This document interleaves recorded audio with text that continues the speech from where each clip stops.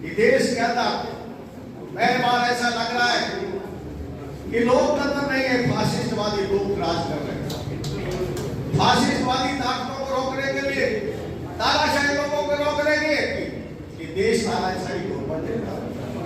इस तानाशाही को खत्म करने के लिए बाबा साहब भीमराव अम्बेडकर ने दुनिया के संविधान को जंग करने के बाद में सबसे बड़ा संविधान हिंदुस्तान का लोकतंत्र का बड़ा था, जिसमें अंतिम आर्गुमेंट की बात कही गई है कि उसको भी क्या करेगा और उस संविधान को खत्म करने की साजिश की जा रही है, उसको तोड़ तोड़ किया जा रहा है। आईपीसी बदल दी, सीपीसी बदल दी, एवरेज एक्ट बदल दिया और कह रहे 400 पार। मकसद अगर 400 पार मेरी सीटें आ गई, 400 पार का मतलब 75% सीटें संविधान बदलने के लिए आवश्यक है, इसलिए कह रहे 400। अरे देश का प्रधानमंत्री वोट नहीं बना, वोट नहीं बना, उम्मीदवार घोषित नहीं किए गए, इसका प्रधानमंत्री कह रहे हमारी 400 सीटें आएगी। चुनाव किस बात का चुनाव है? आपने 400 सीटें आ रही है, इस बात का चुनाव है। साथियों, आज ये चुनाव की बात कर रहे हैं, ये 25-26 पार्टियों का गठबंधन था, होते होते आज कहां चला गया? आज भारतीय जनता पार्टी ऐसे ऐसे लोगों की उम्मीदवारों को लेके आ रही है जिनका आधार नहीं उनके परिवारों का आधार है। राज ठाकरे को लेके आए जिनका एक एमएलए एक पार्षद नहीं है, अब उसको भी टिकट दी जा रही है। और गुजरात में क्या हालत है? 400 की 400 देंगे। गुजरात में 26 सीटें हैं, 26 की 26 दो बार बीजेपी ले चुकी है। इस बार बात की डिप्टी सीएम रही, उसने बड़ौदा से अपना चुनाव छोड़ दिया, पूजा करके आई, मेरे भगवान ने कहा चुनाव नहीं लड़ना है। गुजरात की बड़ौदा सीट जहां सबसे बड़ा कट है, इसका तानाशाह का सबसे बड़ा कट है, उम्मीदवार भाग रहे, एक उम्मीदवार और भाग गया, वोट भाग गया, अभी 3 उम्मीदवार और भाग रहे, 26 में से 5 उम्मीदवार भागने जा रहे। दिल्ली से डॉक्टर था वो भाग गए, एक और खिलाड़ी था वो भाग गए, बंगाल से भाग गए, आपके यूपी से भाग रहे, कहां से बढ़ रहे, कहां से 400 सीटें, 25 की 25 राजस्थान में बीजेपी की सीटें हैं, कहां से लेके आओगे 25 की 25? और इसलिए संविधान बदलने जा रहे, आरक्षण को बदलने जा रहे। निजीकरण का मतलब क्या है? निजीकरण का मतलब यह है आरक्षण को समाप्त करना।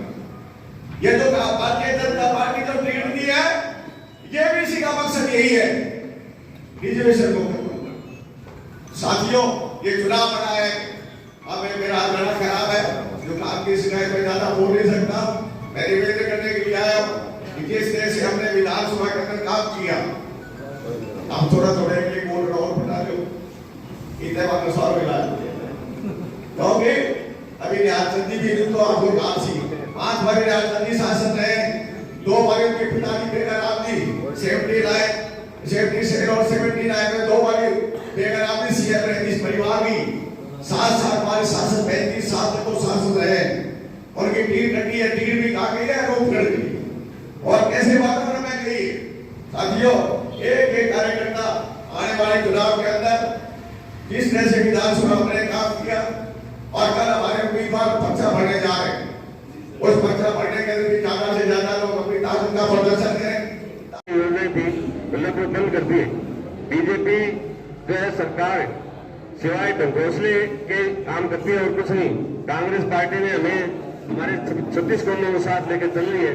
मैं आप लोगों से निवेदन करना चाहता हूँ कि अपने अपने बूथ में मजबूती से आने वाले चुनाव में आप करेंगे तन मन धन से, इसी आशा और विश्वास से आप सब लोग पधारे। मैं आप सब लोग किया हमारे अपने बात करें तो 10 साल के बीजेपी के राज में आप बता दो एक भी कोई नया प्रोजेक्ट चालू हुआ? मैं तो कहता हूं पूरे जिले में, पूरी लोकसभा में 10 साल के बीजेपी के शासन में कोई नया प्रोजेक्ट चालू हुआ तो आप इनसे पूछिए। हाँ, गाड़ी ये चलाती वो चलाती, ये कोई विकास वाली बात नहीं। हमारे सूरतगढ़ विधानसभा के अंदर थर्मल पावर स्टेशन लगा तो कांग्रेस के राज में लगा, नहरें बनी कांग्रेस के राज में बनी, थर्मल से कितने हमारे युवाओं को रोजगार मिला, चाहे वहां पे ट्रैक्टरों का मिला, चाहे नौकरी का मिला। साथियों, ये केंद्र का फार्म, ये कांग्रेस पार्टी की देन है।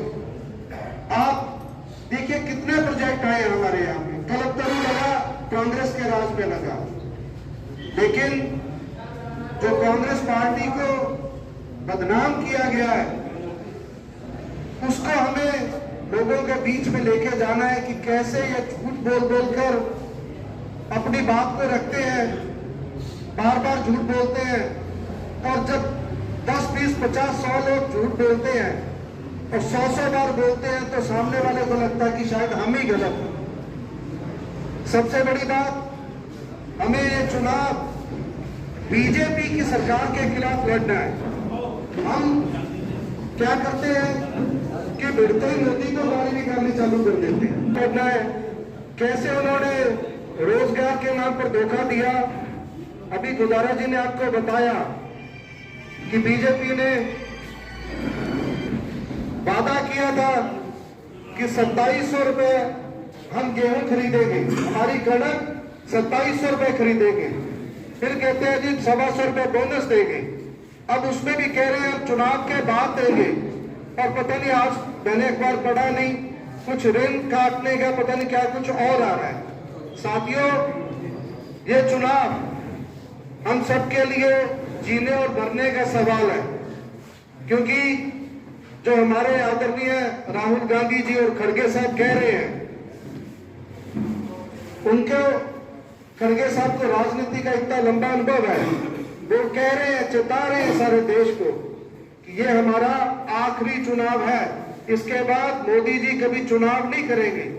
अब हम अपने सबको पता है कैसे रूस में अभी चुनाव हुआ, रशिया के अंदर चुनाव हुआ, किसी को नहीं पता चला। क्योंकि जितने मुख्य नेता है विपक्षी दल के, उनको या तो जेल में डाल दिया जैसे हिंदुस्तान में हो रहा है, या उनको चुनाव लड़ने से अयोग्य घोषित कर दिया गया। तो हमारे सामने ये नौबत ना आए और तानाशाही सरकार दोबारा ना यहाँ बने, इसके लिए हमें तन मन से धन से चुनाव लड़ना पड़ेगा, जोर शोर से लड़ना पड़ेगा। और मंच को पूरा आश्वस्त करता हूँ, जहां भी जिम्मेवारी लगेगी उससे आगे बढ़कर हम काम करेंगे।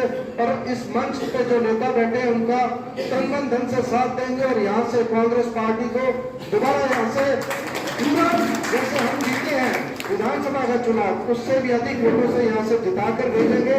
और हमारे सामने हमारा अलायंस है, कांग्रेस से भी अलायंस है, हम उनकी भी मदद लेंगे, अन्य पार्टियों से भी अलायंस है, उनकी भी मदद लेंगे। उनके साथ भी जल्दी हम बैठक कर उनका भी साथ हम मांगकर और उनको साथ लेकर हम ये चुनाव लड़ेंगे। माफी चाहता हूँ, मुझे एक वोट पर जाना, इसलिए आपसे